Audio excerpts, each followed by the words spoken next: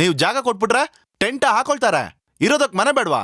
ಮನೆ ಟೀಚರೇ ಕಟ್ಕೋಬೇಕು. ಕಲ್ಸ್ಕೊಡೋನು ಏನಾದ್ರೂ ಮಾರ್ಬಿಟ್ಟೆ ಬದುಕ್ಬೇಕೆ ಹೊರತು ಮನೆ ಕಟ್ಟಕ್ಕಾಗಲ್ಲ ಫಾದರ್. ಹಂಗಂದ್ರೆ ಮನೆನ ಅವರೇ ಕಟ್ಕೊಡ್ಬೇಕು ಅಂತ ಹೇಳ್ತಿದ್ಯಾ? ಮತ್ತೆ ಬರಡು ಭೂಮಿಲಿ ಲಕ್ಷ್ಮಿ ತೋಟನೇ ಮಾಡಿದಾಳೆ. ಮರ ಕಡ್ದು ಮಾರಿದ್ರೇನೆ ಚಿಕ್ಕ ಯಜಮಾನ್ರಿಗೆ ಎಷ್ಟೋ ಲಕ್ಷ ಸಿಗುತ್ತೆ ಫಾದರ್. 25,000 ನಷ್ಟ ಕಟ್ಕೊಟ್ರೆ ಏನು ಅಂತ ಕೇಳ್ತಾ ಇದೀನಿ. ಏನ್ ಪೀಟರ್, ಕೊಳದಲ್ಲಿ ನೀರ್ ಕುಡಿಯಂತ ಅವಕಾಶ ಕೊಟ್ರೆ ಮೀನ್ ಹಿಡಿತೀನಿ ಅಂತಿದ್ಯಲ್ಲ ಫಾದರ್.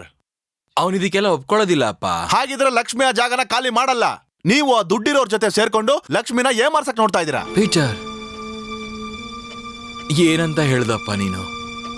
ಹಣ ಸುಖಕ್ಕೆಲ್ಲ ನಾನು ಆಸೆ ಪಡೋ ತರ ಆಗಿದ್ದಿದ್ರೆ ನನ್ನ ಸ್ವತ್ತೆಲ್ಲ ಈ ಅನಾಥ ಮಕ್ಕಳಿಗೆ ಕೊಟ್ಬಿಟ್ಟು ನಾನು ಈ ತರ ಸನ್ಯಾಸಿಯಾಗಿರ್ತಿರ್ಲಿಲ್ಲಪ್ಪ.